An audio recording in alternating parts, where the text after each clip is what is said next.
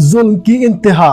छोटी सी बात पर तमाशा करने वाली बंदरिया पर जुल्म करके उसको मार डाला गया। मदारी ने इंसाफ मांग लिया। ਗੋਲੀਆਂ ਲਾ ਕੇ ਮੇਰੇ ਦਿਵਾਲੇ ਹੋ ਗਏ, ਧੱਕੇਸ਼ਾਹੀ ਨਾਲ ਖੋਲੇ। ਇਹਦੀ ਗਰਦਨ ਵੱਜੇ, ਇੱਥੇ ਚੋਟ ਵੱਜ ਗਈ, ਮੂੰਹ ਟੱਟੇ ਗਿਆ, गर्मी ज्यादा सी।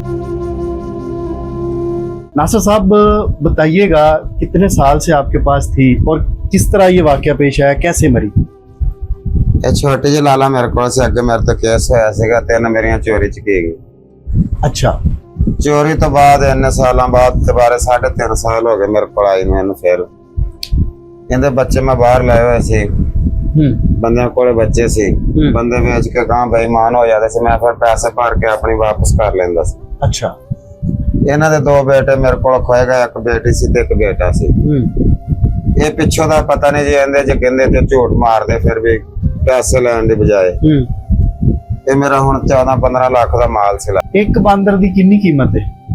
ਇਹਨਾਂ ਦੀ ਲਾਲਾ ਮੋਹ ਮੰਗੀਆਂ ਕੀਮਤ ਪੜਾਈ ਵਾਲੀਆਂ ਲਵੇ ਤੇ ਉਹਦਾ ਛੋਟਾ ਜਿਹਾ ਬੱਚਾ ਲਵੇ 50,000 20,000 30,000। ਇਹ ਬੰਦਾ ਬਣਾਉਣਾ ਚੀਜ਼ ਭਾਵੇਂ ਤੂੰ ਕਰੋੜਾਂ ਦੀ ਵੀ ਹੋਵੇ, ਤੂੰ ਬੰਦਾ ਬਣਾਉਣਾ ਭਾਵੇਂ 50 ਦੇ ਕੇ ਬਣਾ ਲਾ। ਅੱਛਾ, ਹਾਂਜੀ, ਇਹਨਾਂ ਦਾ ਇਹ ਹਿਸਾਬ ਹੁੰਦਾ।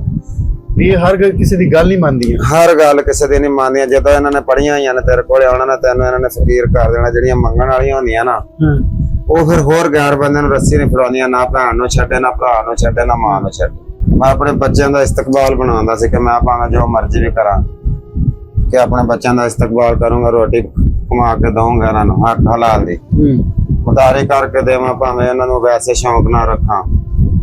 ਉਹ ਮੈਂ ਚਿੜੀਆ ਘਰ ਦੇ ਕੋਲੋਂ ਲੰਘਿਆ, ਇਹ ਰੋਡ ਤੇ ਜਾ ਰਿਹਾ, ਬੂਰੇ ਰੋਡ ਤੇ 16ਵੇਂ ਰੋਜੇ ਇਹਨਾਂ ਨੇ ਮੇਰੇ ਬਾਂਦਰੀ ਤੇ ਬਾਂਦਰ ਖੋਲਿਆ ਜੀ, ਤੇਰੇ ਕੋਲ ਲਾਇਸੈਂਸ ਨਹੀਂ ਹੈਗਾ, ਅਸੀਂ ਤੇਰੇ ਤੋਂ ਵਾਪਸ ਲਾਂਗੇ, ਬਾਂਦਰ ਤੇਰੇ ਕੋਲ ਖਾਵਾਂਗੇ, ਨਹੀਂ ਤਾਂ ਤੈਨੂੰ 2 ਸਾਲ ਸਜ਼ਾ ਦਾਂਗੇ।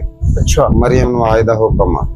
ਇਹ ਵੱਡੇ ਅਫਸਰ ਨੇ ਕੋਈ ਥਾਣੇ ਦਾ, ਇਹ ਜਿਹੜਾ ਚਿੜੀਆ ਘਰ ਦਾ ਵੱਡਾ ਅਫਸਰ, ਸਹੀ ਗੋਲੀਆਂ ਲਾ ਕੇ ਮੇਰੇ ਦਿਵਾਲੇ ਹੋ ਗਏ। ਕਹਿੰਦੇ ਜੀ ਜਾਂ ਬਾਂਦਰ ਤੇ ਜਾਂ 2 ਸਾਲ ਅੰਦਰ ਜੇਲ੍ਹ ਕੱਟੇਗਾ। ਖੋ ਇਹਦੇ ਕੋਲ ਧੱਕੇਸ਼ਾਹੀ ਨਾਲ ਖੋਲੇ।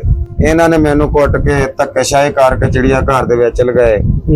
ਪਿੱਛੋਂ ਮੈਨੂੰ ਅੰਦਰ ਝੁੱਗੀ ਚ ਢੱਕ ਕੇ 5-6 ਜਾਣੇ ਕੁੱਟਣ ਵਾਲੇ ਸੀ। ਅੱਛਾ। ਵੱਡਾ ਸਾਹਿਬ ਵੀ ਆ ਗਿਆ, ਕਹਿੰਦਾ ਇਹਦਾ ਚਲਾਨ ਕਰੋ, ਇਹਨੂੰ ਅੰਦਰ ਕਰੋ। ਤੇ ਇਹ ਮੈਂ ਚਿੜੀਆ ਘਰ ਦੀ ਸਾਈਡ ਤੇ ਖੜਾ ਸੀ। ਜਦੋਂ ਇਹਨੇ ਮੇਰੇ ਹਾਲਾਤ ਵੇਖਿਆ ਕੁੱਟਦੇ ਨੂੰ, ਮੈਨੂੰ ਮਾਰਦੇ ਨੂੰ, ਇਹ ਉੱਡ ਉਹਨਾਂ ਦੇ ਵੱਖੀ ਪੈਂਦੀ ਸੀ। ਜਦੋਂ ਵੱਖੀ ਪੈਂਦੀ ਸੀ, ਉਹਨੇ ਖਿੱਚ ਲਿਆ ਰੱਸਾ ਪਿੱਛੋਂ ਕੈਲੀਅਰ ਤੋਂ ਏਦਾਂ, ਇਹਦੀ ਗਰਦਨ ਵੱਜੇ, ਇੱਥੇ ਚੋਟ ਵੱਜ ਗਈ, ਮੂੰਹ ਟੱਟੇ ਗਿਆ, गर्मी ਜ਼ਿਆਦਾ ਸੀ। ਜਿਵੇਂ ਜਿਵੇਂ ਮੈਨੂੰ ਬਾਹਰਲੇ ਬੰਦਿਆਂ ਨੇ ਦੱਸਿਆ, ਮੈਂ ਤੇ ਅੰਦਰ ਸੀ ਨਾ, ਜਦੋਂ ਇਹਨੂੰ ਮੇਰੇ ਮਗਰ ਲੈ ਕੇ ਗਿਆ ਦਫ਼ਤਰ ਦੇ ਵਿੱਚ, ਤੇ ਉਹਨੇ ਮਾਜੂ ਨੇ ਇੰਜ ਕੀਤਾ ਕਿ ਇਹਦੇ ਗਲ ਦੇ ਵਿੱਚ ਇੱਥੇ ਸੋਟੀ ਫਸਾਈ ਹੋਈ ਏਦਾਂ, ਬਟਨ ਨੂੰ ਵੱਟ ਪਾ ਕੇ ਡਬਲ ਪਟਾ ਸੀ, ਰੱਸਾ ਵੀ ਸੀ। ਜਦੋਂ ਵੱਟ ਪਾ ਕੇ ਇੰਜ ਕੀਤਾ ਤੇ ਇਹਦਾ ਮੂੰਹ ਟੱਟ ਗਿਆ। ਉੱਤੋਂ ਇੱਕ ਲੱਕ ਚ ਦਿੱਤੀ, ਲੱਕ ਟੁੱਟ ਗਿਆ, ਮੁੜ ਕੇ ਸਿੱਧਾ ਨਹੀਂ ਆਇਆ। ਤੇ ਮੈਨੂੰ ਕਹਿੰਦਾ ਲੈ ਕੇ ਨਿਕਲ ਜਾ। ਉਹ ਡਿੱਗਦੀ ਮੈਂ ਪਿੰਜਰੇ ਦੇ ਵਿੱਚੋਂ ਬਾਹਰ ਆ ਕੇ, ਇਹਨਾਂ ਨੇ ਮੈਨੂੰ ਬਾਹਰ ਕੱਢਿਆ ਵੀ ਨਿਕਲ ਜਾ, ਹੁਣ ਤੈਨੂੰ ਕੁਛ ਨਹੀਂ ਕਹਿੰਦੇ। ਮੈਂ ਫਿਰ ਵੀ ਇਹਦੀ ਜਾਨ ਬਚਾਉਣ ਦੀ ਖਾਤਰ ਬਾਹਰ ਨਿਕਲਿਆ ਤੇ ਅਫਸਰਾਂ ਨਾਲ ਫਿਰ ਕਰ ਲਾਂਗੇ। ਮੈਨੂੰ ਇਹਨਾਂ ਨੇ ਮਾਰ ਕੁੱਟ ਕੇ ਮੇਰੀ ਬਾਂਦਰੀ ਨੂੰ ਮੈਨੂੰ ਛੱਡ ਦਿੱਤਾ। ਜਦੋਂ ਮੈਂ ਬਾਂਦਰੀ ਬਾਹਰ ਲੈ ਕੇ ਆ, ਜਿੱਥੇ ਵਕੂਆ ਆਇਆ, ਜਿੱਥੋਂ ਲੈ ਕੇ ਗਿਆ, ਮੈਂ ਉੱਥੇ ਆ ਕੇ ਡਿੱਗ ਪਿਆ, ਕਿਉਂਕਿ ਮੇਰੀ ਬਾਂਦਰੀ ਨੂੰ ਸੱਟ ਲੱਗ ਗਈ ਸੀ। ਮੈਨੂੰ ਪਤਾ ਮੈਂ ਅੰਦਰ ਹੁਣ ਬੈਠਾ ਤੇ ਮੇਰੇ ਤੇ ਹੋਰ ਰੌਲਾ ਪੈ ਜਾਣਾ।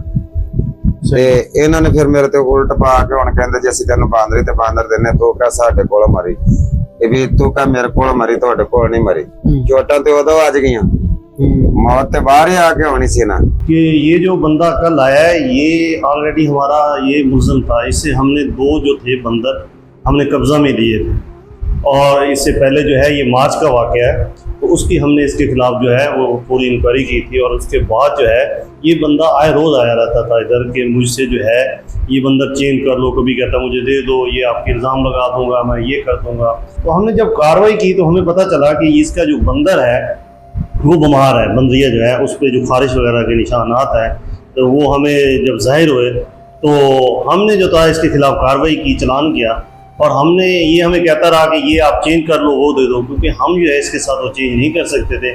हमने इसके खिलाफ चलान किया और इसको कब्ज़े में लेने की कोशिश की कि कब्ज़ा करने लेते हैं, और ताकि इसकी जो है प्रॉपर ट्रीटमेंट करवाते हैं, इसकी स्टार्ट करते हैं। पिंजरे की शिफ्ट करने के बहाने ये जो था अपने मोटरसाइकिल को इसने जो है भगाया और बहर की तरफ निकल गया।